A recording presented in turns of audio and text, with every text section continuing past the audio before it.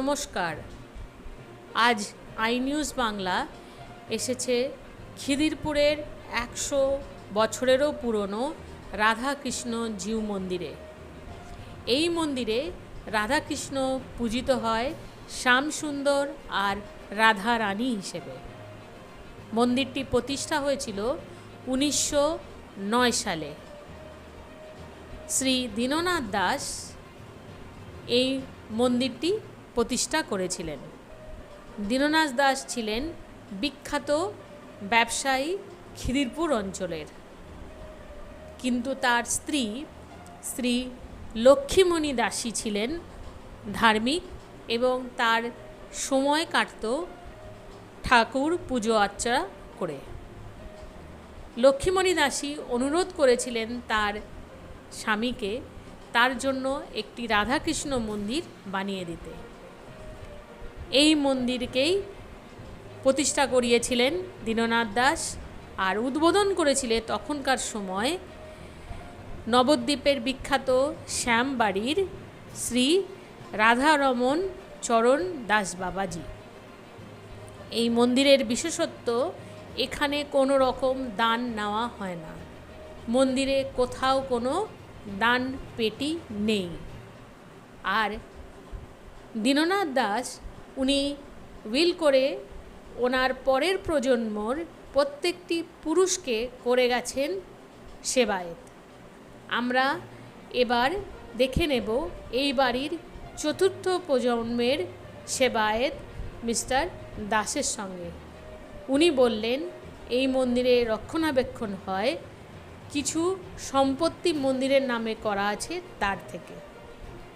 মন্দিরের ব্যাপারে এবং পুজো আর্চার নানান রকম বিশেষত্ব রয়েছে মন্দিরে, যেগুলো আমরা শুনে নেব প্রধান পুরোহিতের মুখ থেকে।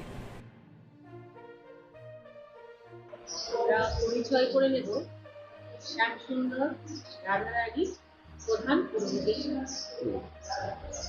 পুরোহিত মশাই, এত সুন্দর যে পোশাক পরানো আছে শ্যামসুন্দর রাধারানী, এই পোশাকটা কোথা থেকে পান?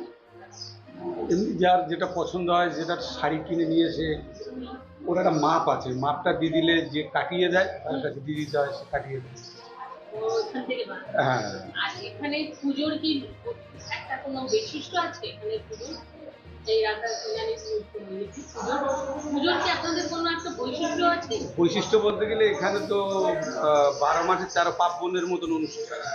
এটা তো ব্যক্তিগত মন্দির। এদের যেমন আজকের হলো কর্তাবাবু, যিনি মন্দির প্রতিষ্ঠিত, ওনার মালসা ভোগ ছিল।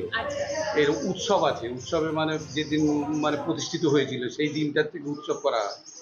এছাড়া রাধাষ্টমী আছে, জন্মাষ্টমী আছে, ঝুলন আছে, রাস আছে, এরকম বিভিন্ন রকম।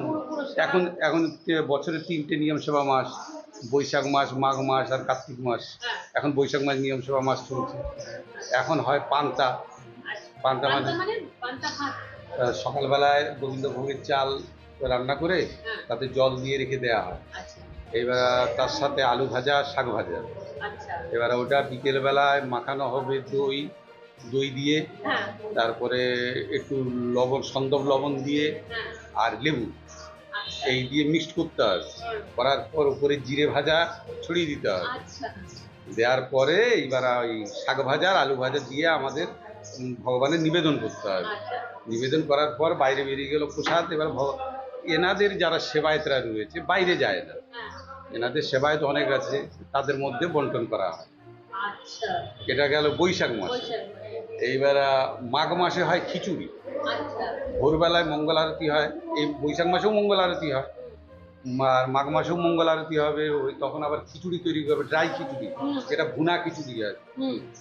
সেই খিচুড়ি হওয়ার পরে সেইটা আবার নিবেদন করে আবার এনাদের মধ্যে চলে যায়। এবার আসবে আপনার কার্তিক মাস বাবাজিদের সেবা দেয়া। যা যে বাবাজিরা ঘুরে বেড়ায় না, সে তারা আসলে হয়তো 10 জন 15 জন বলে যাবে 10টা আমাদের ভোগ রান্না করার আগে যে আমরা 10 জনের প্রসাদ পাবো। আমরা আবার ওখানে বানিয়ে ফেলি 10 জনের, তারা এসে আমাদের এখানে সেবা করে চলে যায়। সেটাও নিয়ম সেবা মাসে মঙ্গল আরতি ধরে 3টে করে আরতি হবে 1 মাস ধরে। ধন্যবাদ পুরোহিত মশাই। আপনার কাছ থেকে আমরা জানতে পারলাম এই মন্দিরের অনেক বিশেষত্ব। ক্যামেরাম্যান সুতপার সাথে উমেশ প্রসাদের রিপোর্ট।